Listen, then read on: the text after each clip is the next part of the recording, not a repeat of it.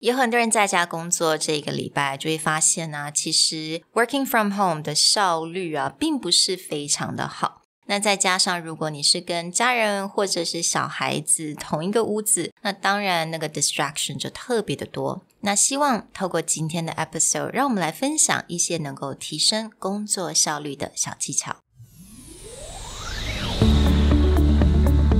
Hello， 欢迎来到 Executive Plus 主管双语沟通力的 podcast。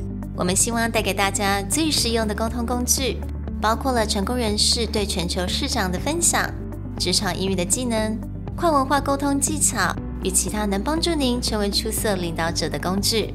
Hi, I'm Sherry, founder of Executive Plus. As a language trainer and certified coach, I've trained hundreds of managers from Fortune 500 companies such as Dior, Google, Deloitte, and Yahoo.And I'm Nick, Director of Communication Strategy at Presentality.I've helped startups raise millions of US dollars in funding and train the executives of publicly listed companies to present on the global stage. Welcome to the Executive Plus podcast, where you can take your communication and language skills from good to great.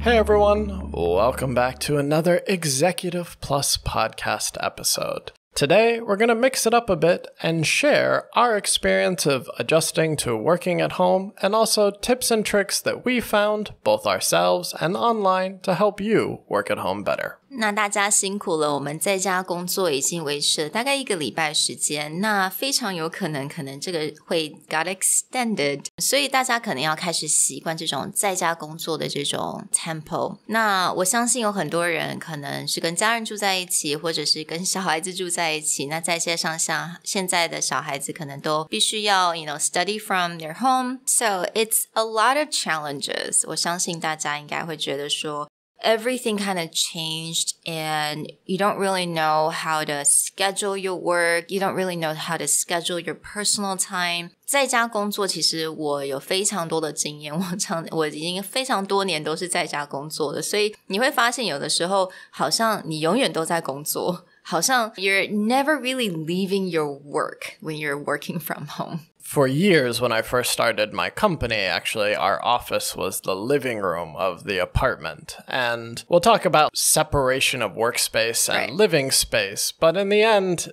as a startup, that kind of works that way. But in the long run, it's not great because you don't ever actually feel like you're leaving work. Exactly, yeah. 所以我们今天想要提供大家一些提升工作效率的一些技巧，一些 tips and tricks. 那希望这可以帮助大家在未来的这几周或者这几个月能够让大家 kind of get a better feel of what's working from home and then definitely enhance your productivity overall. Like we said, today we actually want to share tips that the experiences we've had trying to adjust to working from home, but also a lot of things that we've read online. The US has been working from home for over a year now, Europe the same. So there's a lot of information about there. Some work great, some not so much. So we're going to share things that seem to be working for us. And while I'm doing my research, I found that there is one tip that everyone gives, and especially if you have children at home as well. So this is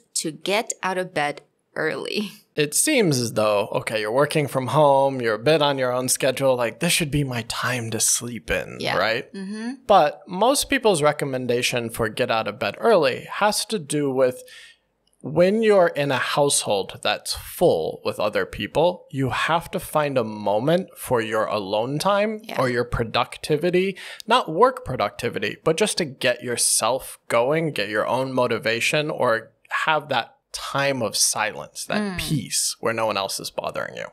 没错，我知道很多 YouTube 上面都会写说 OK, morning routine, right? 每一个人应该有他自己的 morning routine. So, especially when you have kids, 有一个非常好的讲法就是说，如果你是被你小孩子叫醒的话，而不是你自己想要醒来的话，你永远都会在一个 reactive mode. You're only reacting to things that are happening around you. So you're not really in control of your own schedule.So you don't want that. You want to wake up and have your own schedule. 可能, you do some exercise, you yoga, have a drink of coffee, and just kind of like write down, what you have to get done that day. Or you can get some really difficult or urgent work out of the way. And so a lot of this is working with intention rather than reacting to other people's schedule, other people's needs. You actually start your day in control. I've heard a lot of advice when it comes to starting your morning with like a win. So a lot of people will always say, actually, one of the first things you do is make your bed. Simply because you have accomplished something. You wake up, you make your bed, you've started your day intentionally accomplishing something and then taking control of that day. And so a lot of the advice about this getting up early is around that idea, is that you take control of your day. You finish things, whether it's your morning exercise, your read the news over coffee, like you have chosen to start by taking control of your day. So personally, I want to share what I do every morning. 其实这个 app 是 Nick 介绍给我的，它叫做 Stoic, right? Yeah. Stoic period. So it's a very, very simple app. 但是它这个 app 很酷的就是，因为我为什么要用 app 呢？我本来是放一本 journal 在我的旁边，然后我发现早上起来的时候很暗。I cannot really write anything, so having this app really helps me. 那这个 app 它很简单，它就会有一些 guided question， 就是 okay, what's the something that you want to focus on today? What do you want to accomplish today? 所以很简单很快速的，我就可以把我今天一整天的一些 goals， 或者是我希望用什么样的心态去面对今天，就可以把它写下来。So for a lot of people, they prefer writing like gratitude journal, right? What they're thankful for that particular day. Yeah, that's a really good way to start. Right. So like these apps, journals, another great app that I know a lot of people use is called Jour. The first letters of journal, Jour. This is another great journaling app. Stoic. There's another meditation/journaling app called Oak, O-A-K. If you're looking for more guided journaling, there you can look online, find things like the 5-minute journal. These are all great ways just to actually begin and end your day. 所以我希望大家能够把这个部分 incorporate 到你的 morning routine. And I think it's hard for me as well.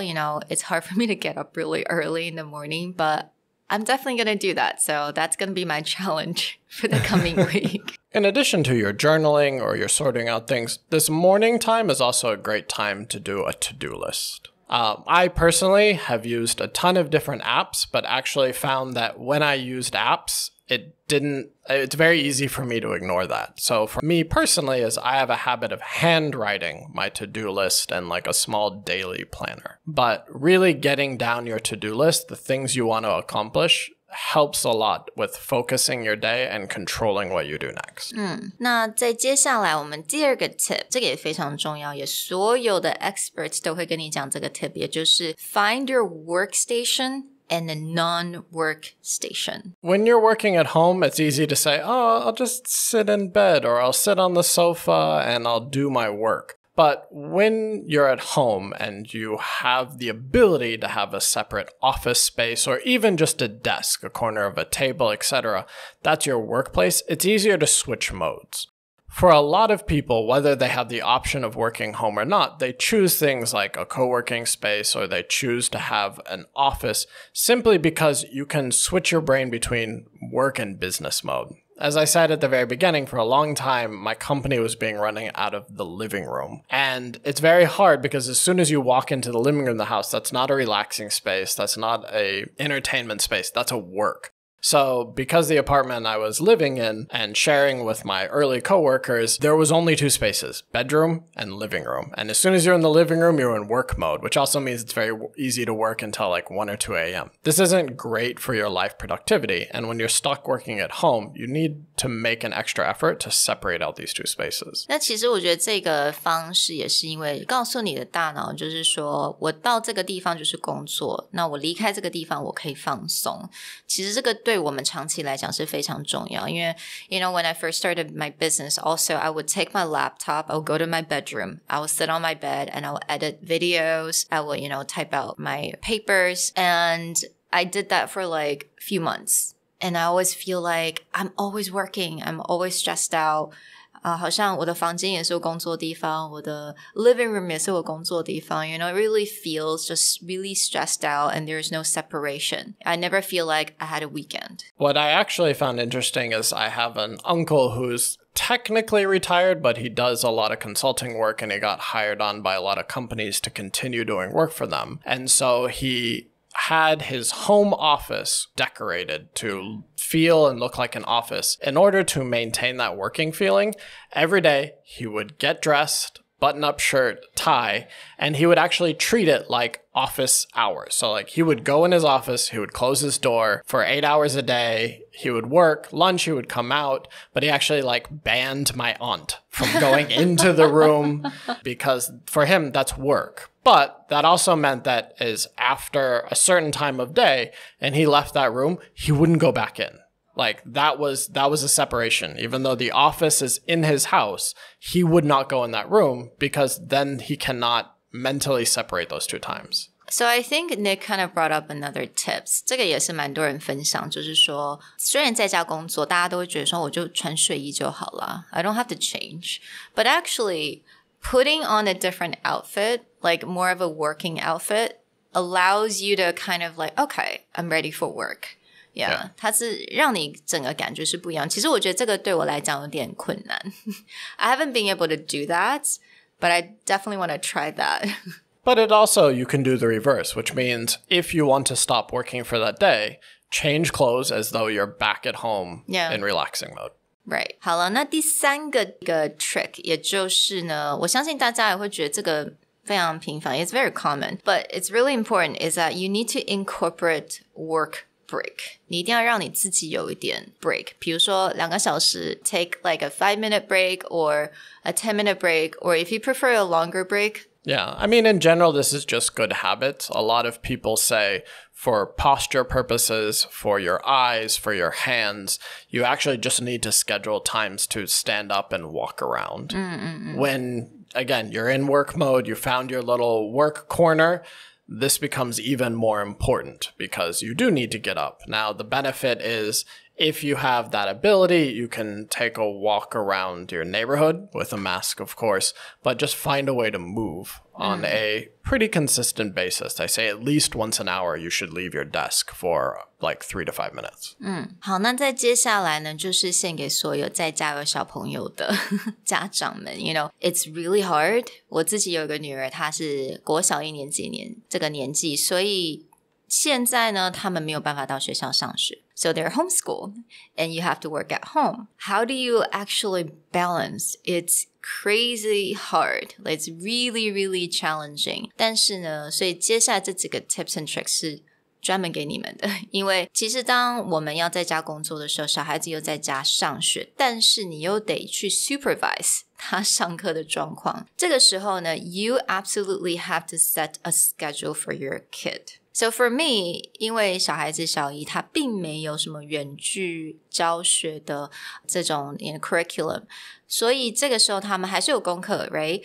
但是你就必须要给他一个 schedule because kids absolutely need schedule. Yeah, so I would definitely schedule my work schedule, like for example, from 9 till 11. It's my work time and it's going to be the same for her. I would tell her, okay, 9点到10点, 9 to 10, you got your 国语的功课, you take a little break and then from, certain time for an hour, you do your math. So again, my 9 to 11 is my work time. 9 to 11, it's her learning time. And this will be true for anyone who is just in a household with a lot of other people. Yeah.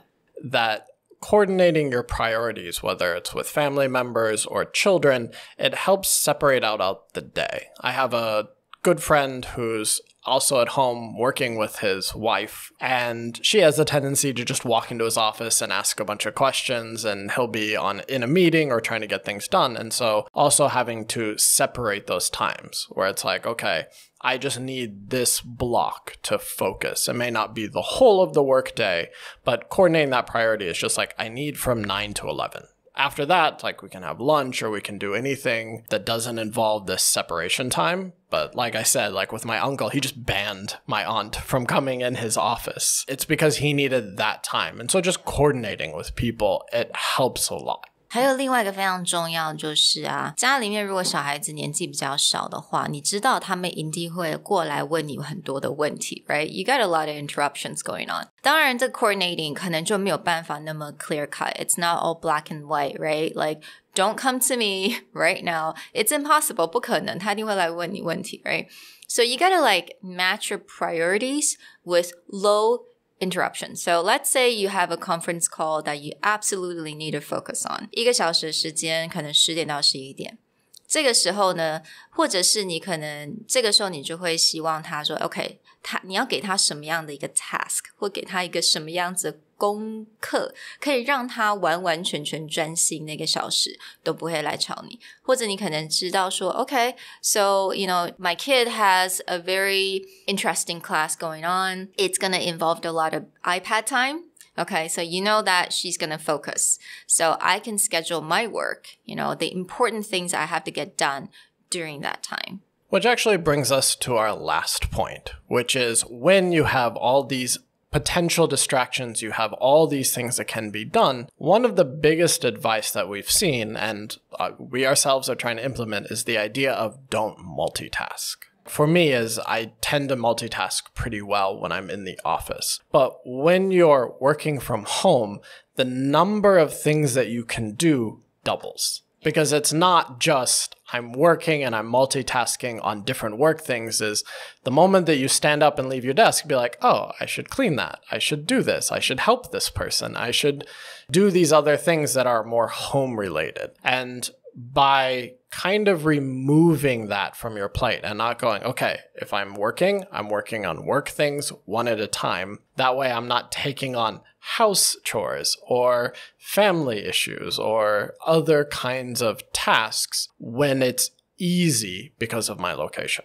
我相信大家有时候在家的时候一下觉得说我好像要洗衣服，我好像要清理这，我好像要煮饭。I also have to work.